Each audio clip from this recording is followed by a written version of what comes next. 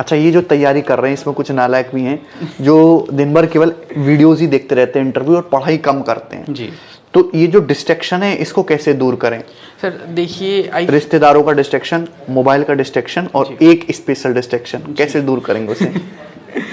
देखिए, अगर I feel like कि आपके पास जितने भी डिस्ट्रैक्शंस हैं, if you are focused enough तो नथिंग कैन टच यू।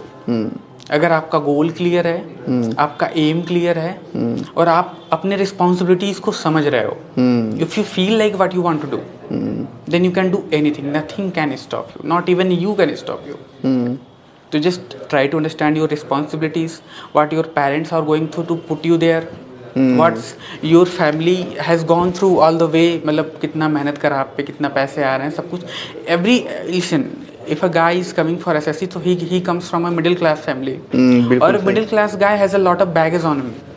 उसके पास इतनी responsibilities होती हैं, पेरेंट्स की रिस्पॉन्सिबिलिटीज़ है, सोसाइटी की, छोटे भाई बहन की, सोसाइटी की रिस्पॉन्सिबिलिटीज़ है, अपने सिबलिंग्स की रिस्पॉन्सिबिलिटीज़ हैं।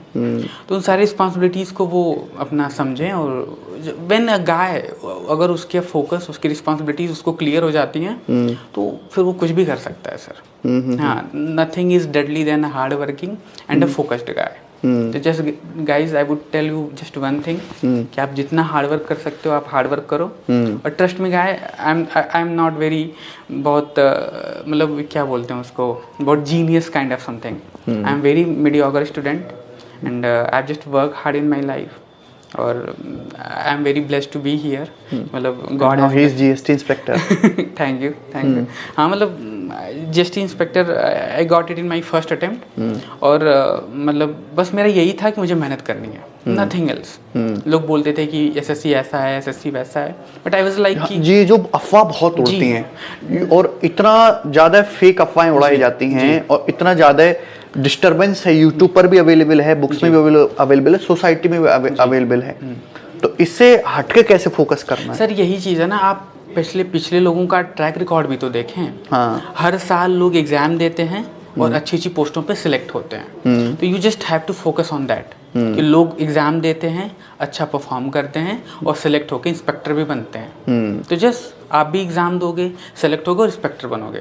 फालतू की अफवाह में जो रहता है वो उसी में रह जाता है। जो फोकस्ड बंदा है वो अपना एग्जाम देगा, अच्छे से तैयारी करेगा, और उस पर आगे इधर उधर की बातें नहीं, इधर उधर की बातें नहीं।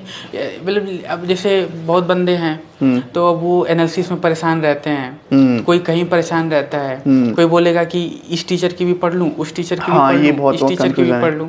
तो सर ये बहुत खराब चीज़ है। आप एक टीचर को पकड़ो और उसी की सारे मटेरियल्स को कई बार रिवाइज कर जाओ, कई बार पढ़ जाओ, और आई एम 100% श्योर कि आप बहुत अच्छा करोगे। एसएससी आपसे हार्ड वर्क मांगती है, हार्ड वर्क करना ही पड़ेगा एसएससी में, शॉर्टकट नहीं है इसका। आप हार्ड वर्क करोगे और विथ लिटिल बिट स्मार्टनेस, थोड़ा स्मार्ट भी होना चाहिए, क्योंकि आज के ज़माने में विथ मतलब सबके पास फ़ोन है and everyone is reading, so you have to little bit smart कि आपकी स्ट्रैटेजी थोड़ी डिफरेंट होनी चाहिए। अब there are lot of guys की अब किसी टॉपर की स्ट्रैटेजी देख ली कि टॉपर रात को 8 से सुबह 8 बजे तक पढ़ता है, तो मैं भी रात को 8 से सुबह 8 बजे तक पढ़ूंगा। नहीं, ऐसा नहीं होता है। बिल्कुल, हर एक every individual is different and his strategy is different, है ना। अब जैसे अगर कोहली को तेंदुलकर बनना होता तो कोहली नहीं होता। तो वही चीज़, सबकी क्वालिटीज डिफरेंट होती हैं। तो आप अपनी क्वालिटीज को समझें, अपनी स्ट्रैटेजी को समझें, and try to develop your own strategy.